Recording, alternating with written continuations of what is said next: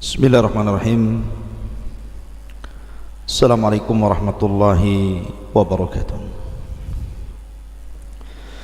Alhamdulillah wassalatu wassalamu ala Rasulillah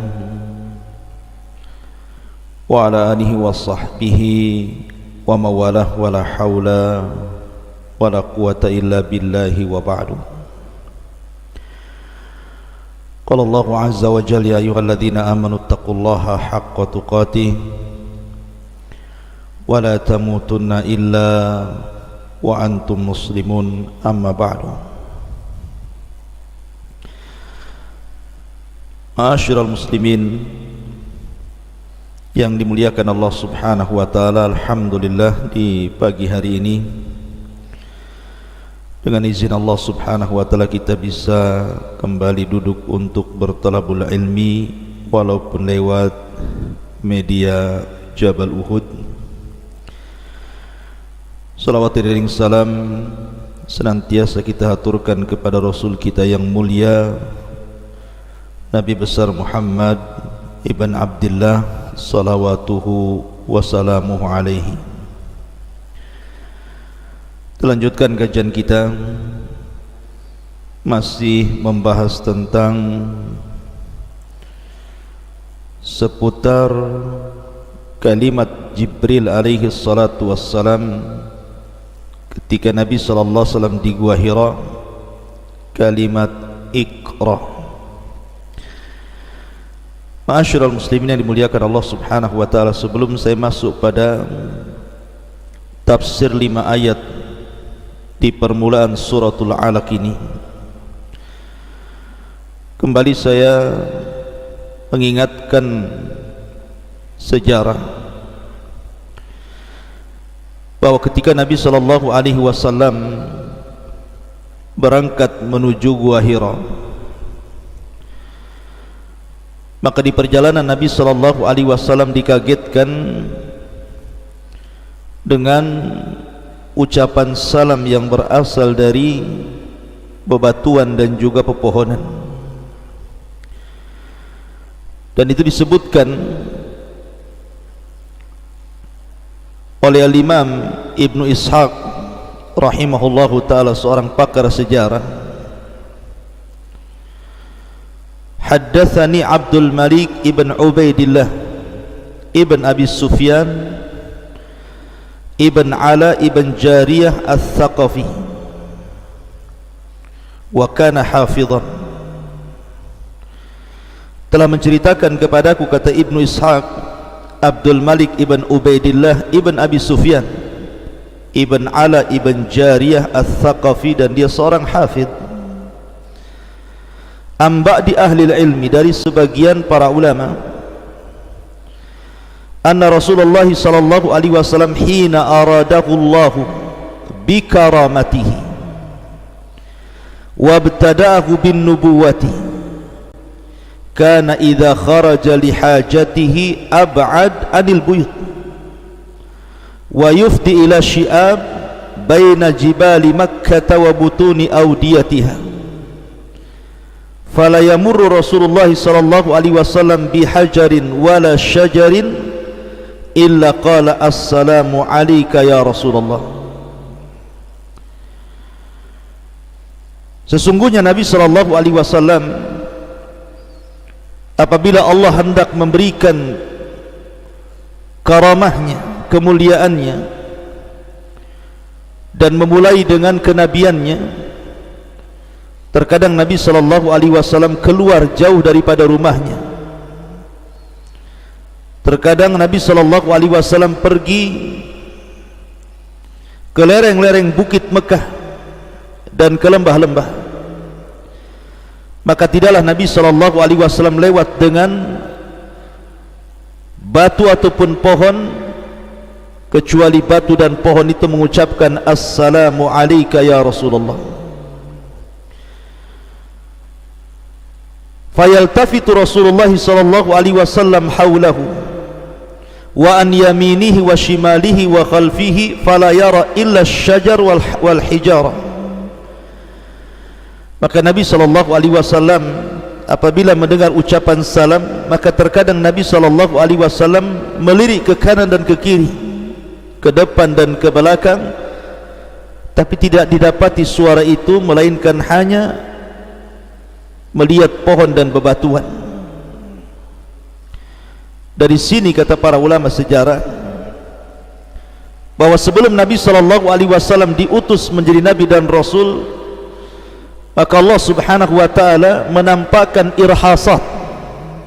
Irhasat beda dengan mukjizat. Kalau irhasat itu keanehan sebelum Nabi SAW diangkat menjadi Nabi dan Rasul. Seperti umpamanya ketika kelahiran Nabi SAW terjadi banyak keanehan di alam semesta, itu disebut irhasat. Tapi mukjizat itu diberikan setelah Nabi SAW menjadi Nabi dan Rasul. Dan ini salah satu irhasat yang Allah berikan, di mana setiap Rasul lewat ke sebuah batu ataupun pohon, kecuali batu dan pohon itu mengucapkan Assalamu alayka ya Rasulullah. Dan tidak heran kalau bebatuan dan pohon itu mengucapkan salam kepada Nabi SAW. Bahkan Allah Subhanahu wa ta'ala dan juga para malaikatnya mengucapkan salam kepada Nabi SAW. Innallaha wa malaikatahu yusalluna ala nabi.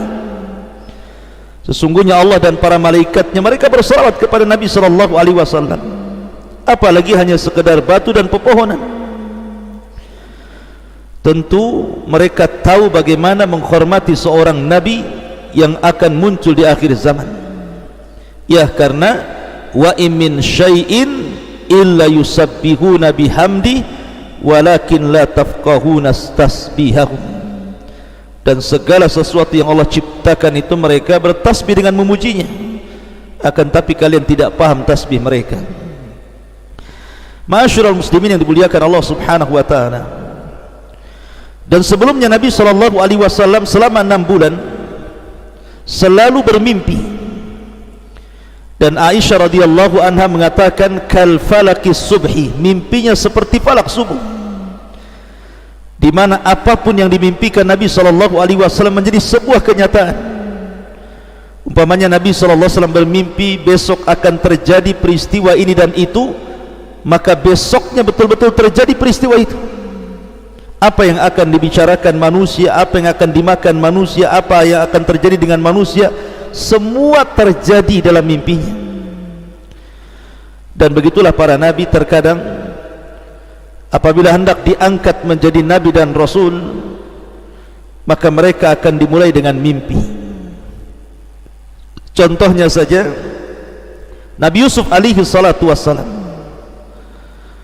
Ketika Allah Subhanahu wa ta'ala berfirman, idh qala Yusufu li abi ya abati inni ra'aitu ahada asyara kawkaban wasyamsa wal qamara ra'aituhum li sajidin.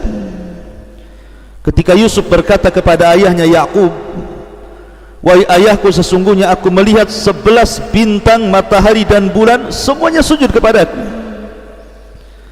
Jadi Yusuf alaihi salatu wassalam sebelum diangkat menjadi nabi, dia sudah bermimpi duluan.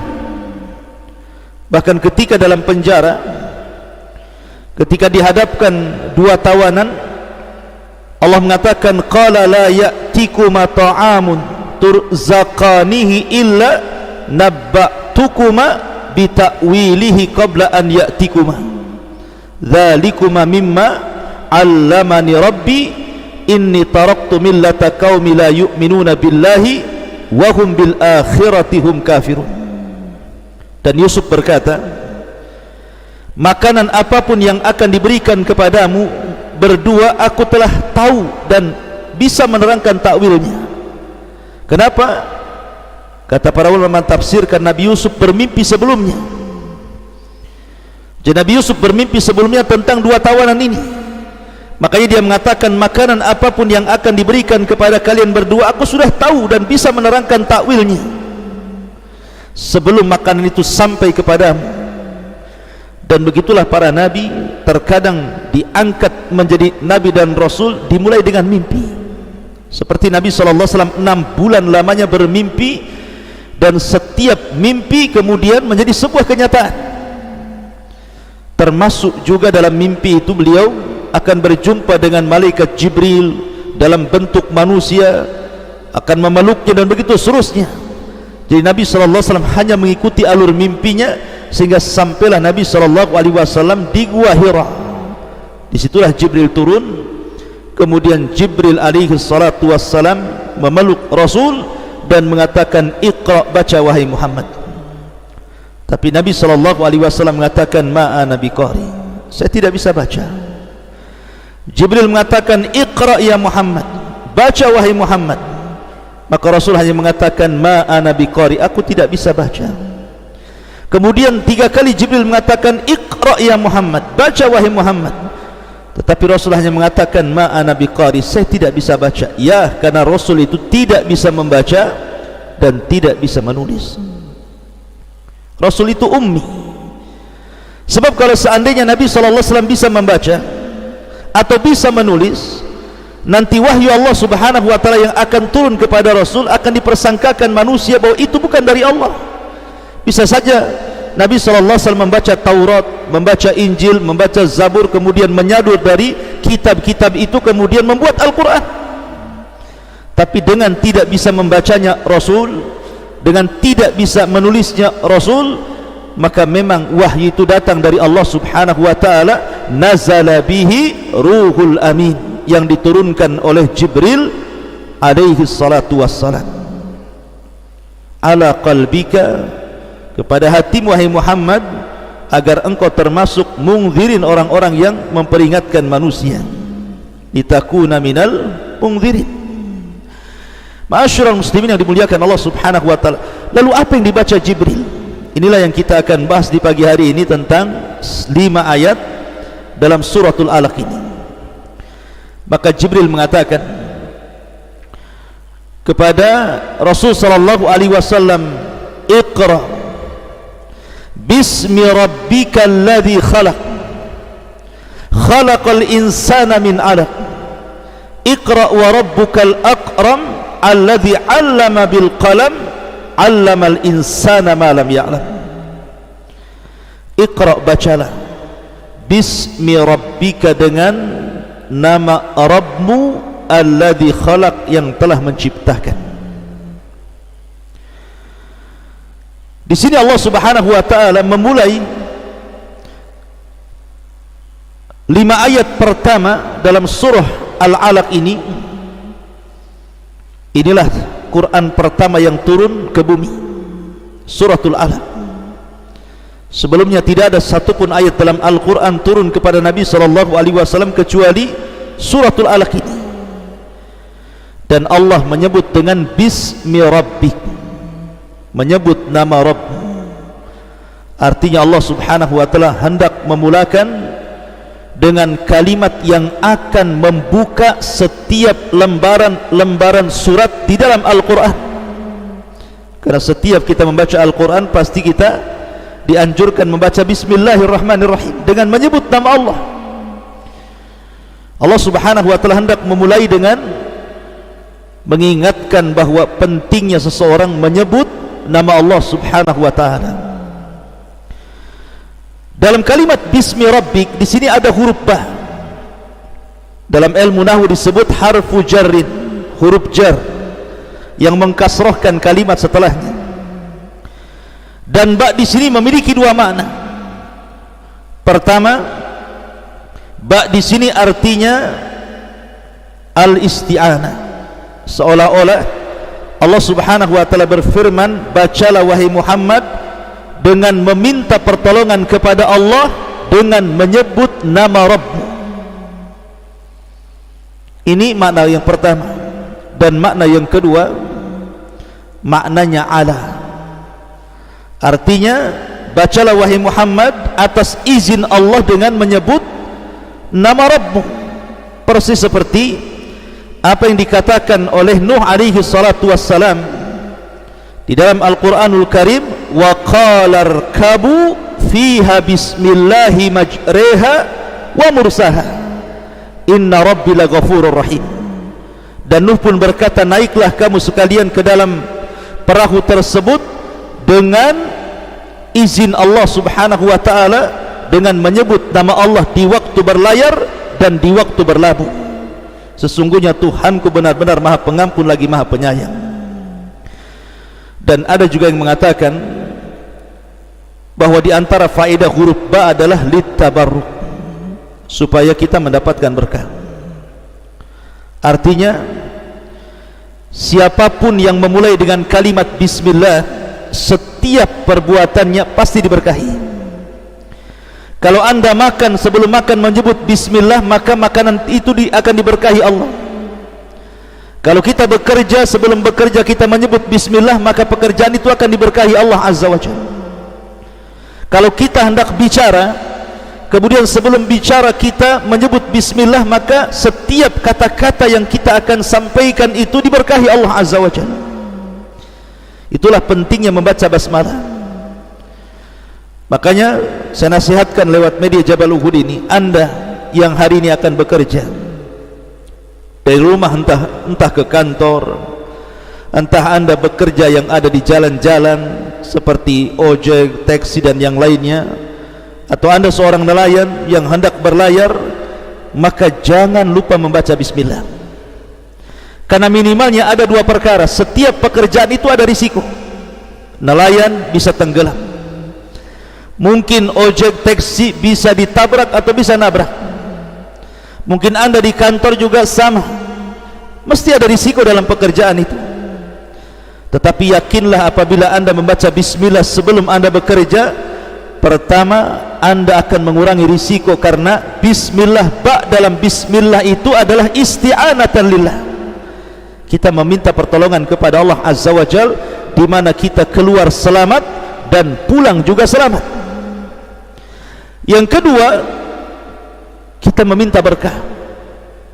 Kalau seandainya anda bekerja yang tidak punya gaji tetap, umpamanya sehari anda ngojek mungkin mendapatkan 500.000, tiba-tiba mungkin hari ini anda mendapatkan 100.000 atau mungkin 50.000, tetapi dengan membaca basmalah ketika anda pergi, maka jangan boleh jadi yang 50.000 itu lebih berkah dibandingkan yang 500.000. Dan berkah itu mencukupkan walaupun sedikit, dan harta yang tidak berkah itu tidak akan cukup walaupun melimpah. Di sini Allah Subhanahu wa taala mengatakan Iqra bismi rabbik. Perhatikan, Allah mengatakan bismi rabbik. Kenapa Allah tidak mengatakan bismillah? Beda rabbik dengan kalimat bismillah, karena Rabb dengan Allah itu beda. Kalau Allah Subhanahu wa taala disebut bismillah, artinya bicara tentang uluhiyah. Tetapi kalau bismi rabbik artinya bicara tentang rububiyah. Lalu apa bedanya uluhiyah dengan rububiyah? Kalau uluhiyah itu adalah perintah yang harus kita laksanakan, seperti sholat, zakat, puasa, haji atau ibadah-ibadah yang lainnya, berarti kita sedang mentauhidkan Allah dalam bab uluhiyah. Karena uluhiyah itu artinya ifradullah ta'ala bil ibadah. Kita mengesahkan Allah dengan ibadah kita, dengan solat kita, dengan puasa kita, dengan zakat kita, dengan bacaan Quran kita, dengan zikir kita. Maka ketika kita beribadah dan hanya mentauhidkan Allah, itu disebut uluhiyah, mengesahkan Allah dalam peribadatan. Tetapi rububiyah berbeda. Rububiyah itu bicara tentang af'alullah, semua perbuatan Allah disebut rububiyah. Makanya Allah Subhanahu wa taala tidak menyebut bismillah, tetapi bismi rabbik. Karena setelahnya Allah mengatakan alladzi khalaq, yang telah menciptakan. Dan menciptakan adalah perbuatan Allah. Memberikan rizki perbuatan Allah, menghidupkan, mematikan, membinasakan, semua perbuatan Allah. Jadi rububiyah itu artinya ifradullah ta'ala bi af'alihi, mengesahkan Allah dengan seluruh perbuatannya. Maka kita katakan tidak ada pencipta kecuali Allah, tidak ada penghidup kecuali Allah, tidak ada penghancur kecuali Allah, tidak ada yang memberikan rizki kecuali Allah, dan begitu seterusnya.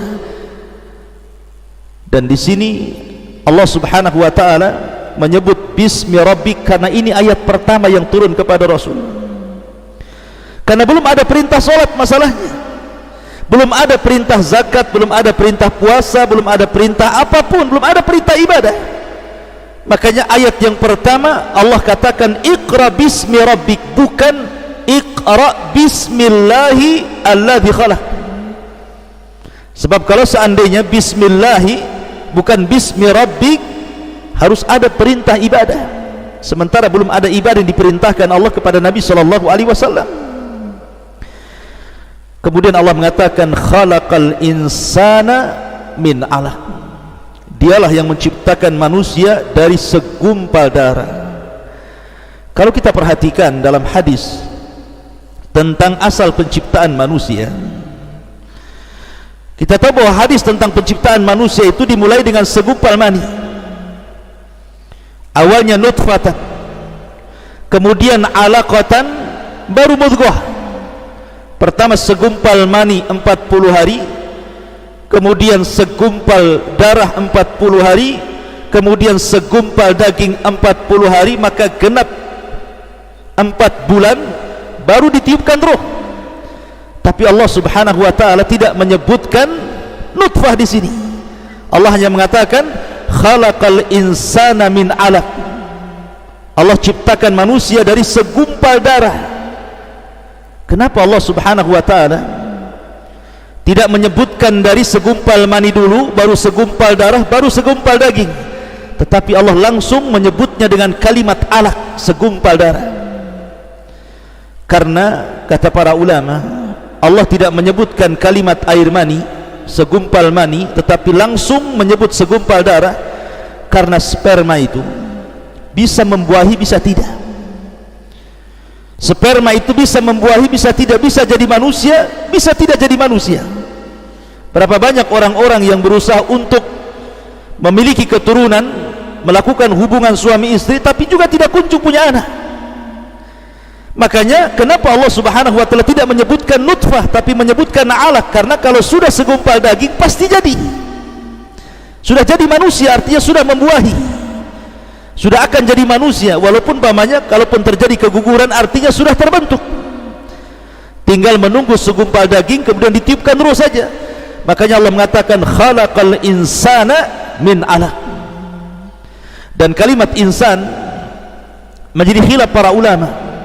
Apakah al-insan alif lam dalam al-insan itu lil istighraq, menunjukkan bahwa semua manusia diciptakan daripada alaq? Maka sebagian para ulama mengatakan ya, semua manusia. Tetapi ada juga yang mengatakan tidak.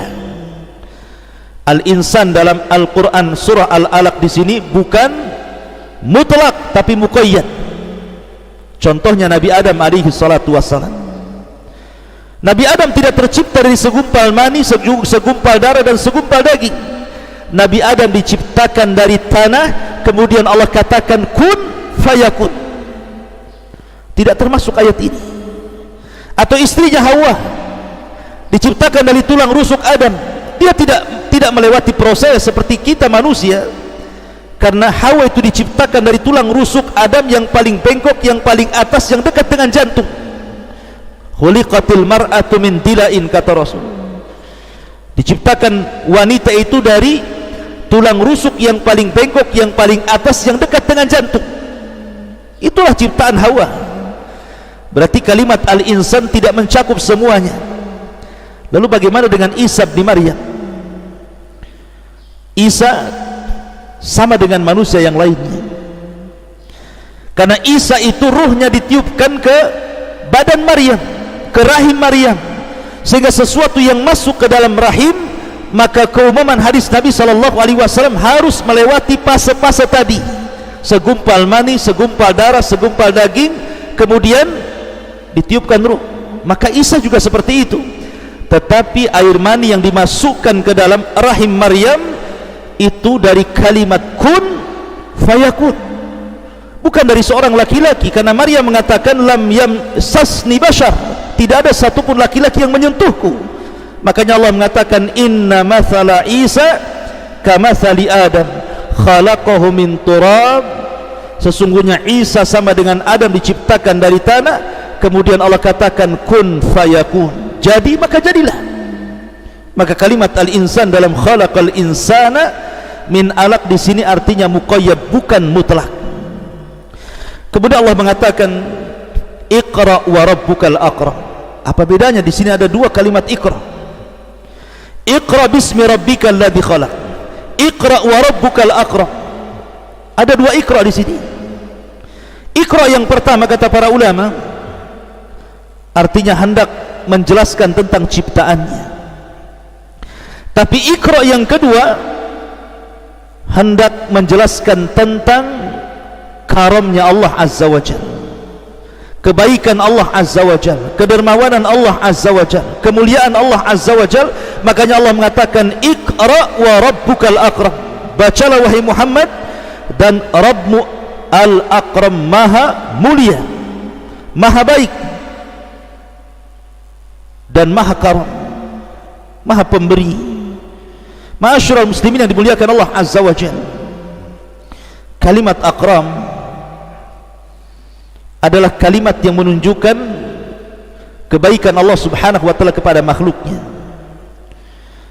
di mana Allah Subhanahu wa taala dengan kalimat akram memberikan banyak nikmat kepada makhluknya, dan tidak ada nikmat yang paling besar setelah penciptaan Allah melebihi ilmu. Makanya Allah mengatakan alladzi 'allama bil qalam, dialah yang telah mengajarkan dengan qalam. Dan ingat, ada 4 makhluk yang Allah Subhanahu wa taala ciptakan langsung dengan tangannya. Jadi ada 4 makhluk yang Allah Subhanahu wa taala langsung ciptakan dengan tangannya. Yang pertama, makhluk yang diciptakan dengan tangan Allah Subhanahu wa taala secara langsung, pertama sorga Aden, Jannatu Adnin, itu diciptakan dengan tangan Allah Azza wa Jalla.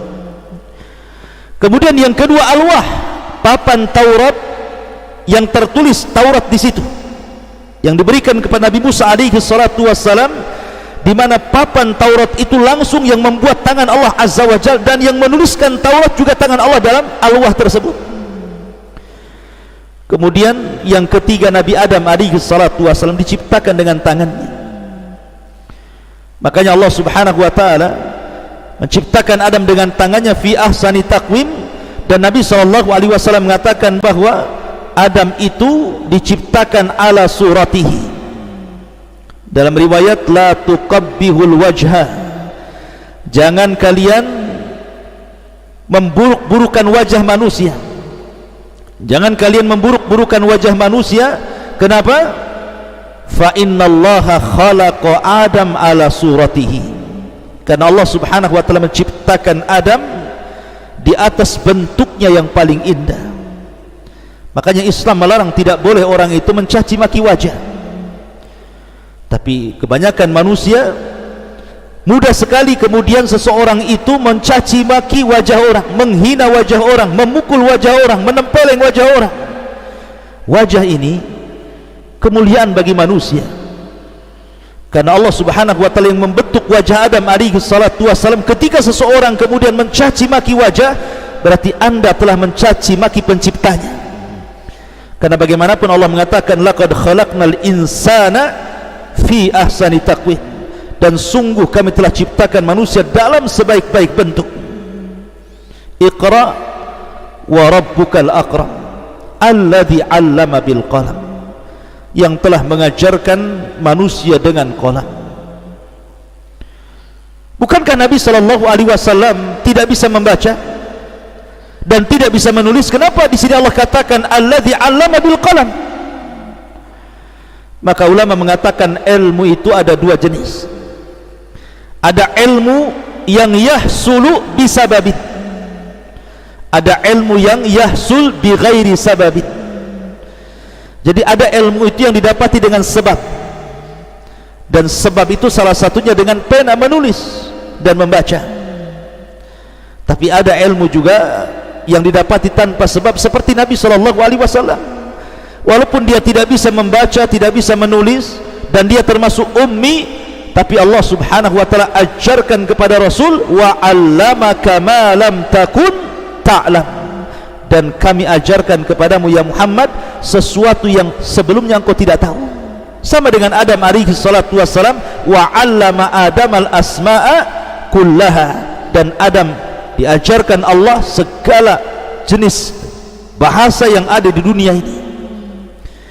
Kemudian Allah mengatakan 'allamal insana ma lam ya'lam, yang telah mengajarkan manusia sesuatu yang tidak tahu.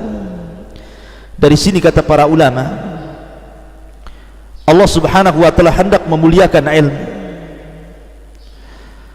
Al-Imam Ibnul Qayyim rahimahullahu ta'ala ketika menyebutkan tentang faedah ilmu, beliau menyebutkan banyak sekali faedah ilmu kalau seandainya manusia itu paham tentang kemuliaan ilmu itu. Karena di tengah-tengah masyarakat terkadang kemuliaan itu bila ditinjau dari harta. Ra'aitan nas qad dhahabu ila man indahu dhahabun wa man la indahu dhahabun fannasu anhu dhahabu. Orang Arab mengatakan seperti itu. Manusia akan pergi kepada orang yang memiliki emas, maka orang yang tidak punya emas, manusia akan berpaling darinya. Ra'aitun nas qad malu ala man indahu malun wa ma la indahu malun fannasu anhu qad malu. Orang Arab juga mengatakan manusia akan pergi kepada orang yang punya harta, tetapi orang yang tidak punya harta, manusia akan berpaling darinya. Ra'aitun nas qad infaddu ala man indahu fiddah wa ma la indahu fiddah fannasu anhum faddu. Kata para ulama, manusia akan pergi kepada orang yang memiliki perak, tapi bagi orang yang tidak punya perak, manusia akan berpaling dari perak. Maknanya di sini terkadang kemuliaan itu di tengah manusia kalau dipandang dari segi harta, tetapi sesungguhnya kemuliaan itu ada pada ilmu. Imam Ibnul Qayyim menyebutkan satu, ilmu itu warisan para nabi, sementara harta itu warisan para raja dan orang-orang kaya. Ilmu itu menjaga pemiliknya, sementara pemilik harta harus menjaga hartanya. Ilmu itu bertambah ketika diamalkan dan didakwahkan. Harta itu akan berkurang apabila dibelanjakan. Ilmu itu akan menemani pemiliknya sampai ke dalam kuburan, tapi harta akan berpisah dari pemiliknya apabila mengalami kematian. Harta, ilmu itu bisa menghukumi harta, tetapi harta tidak bisa menghukumi ilmu. Ilmu itu hanya didapat bagi orang-orang yang beriman, tetapi harta itu berserikat antara orang baik, orang fajir, mukmin, kafir, manusia, binatang, semua berserikat di situ.